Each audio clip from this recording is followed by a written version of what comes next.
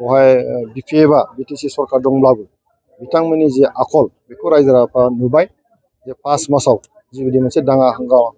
internet बन्द जालायनाय मोनसे परिबेस फैबाय बेखौ रावबो लुबैयाखैमोन 5 बोसोराव बिथांमोननि रायजो सासन खालामनायखौ नुबाय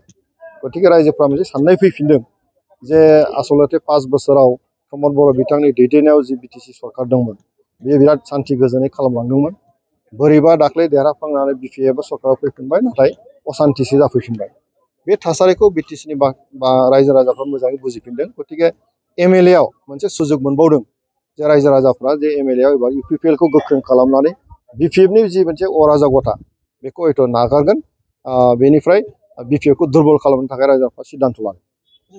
श्रीरामपुराव माखासे ड्राइभारफोरनि अभियोग बा राइजोफोरनि अभियोग गोबां सिन्डिकेट सोलिदों होननानै बेबायदि अभियोग थिखोदों आरो बेनि सायाव नोंथाङा मा बुंनो ना बे अभियोग सोर खालामदों सोर खालामाखै श्रीरामपुराव जि घटना जादों बुलाय सोलाय जादों बेथ' प्रमद बर'नि दिनाव जायाखै जोंनि इउपिपिएलनि दिनाव जायाखै बिपिएफनि सरकार फैनाय लोगो लोगो बे घटनाफ्रा जाबोबाय थादों गतिके बेवहाय माबा मोनसे दङ बिपिएफनि दैदेनगिरिफ्रा बिपिएफ सरकारा बेनि सायाव कन्ट्रल खालामनांगौ नाथाय बिथांमोना खालामाखै थ' बिथांमोना कन्ट्रल खालामाखै माने मा प्रमद बर'नि दिनाव जेबोआनो जायाखै थारमाने कन्ट्रल जादोंमोन आरो बिटिसिआ मिथिगौ बेखौ दा दिनैनि तारिखआव गन्डगल जादों बेखौ बिटिसिनि सरकारा मिथिगौ गतिके बिथांमोना लिंक दङ बिथांमोना कन्ट्रल खालामनांगौ गतिके बे बाथ्राखौनो लानानै रायजो राजाफोरनि गेजेराव दिनै सावरायनाय फैदों जे बिपिएफ सरकार फैफिननाय लोगो लोगो सिन्डिकेट राज जादों बयनिबो जाति जनगोष्ठीनि गेजेराव आरो नांलाय खमलायनि थासारि फैबाय थादों बे बाथ्रायासो दिनै नुसारसारदों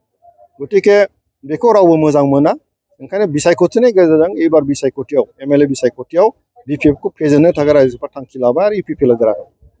एबारनि एमएलए बिसायख'थियावहाय माने इउपिपिएलआ सोरजोंबा एलायन्सआव गेलेगोन बेनि सायाव सारा मा बुङो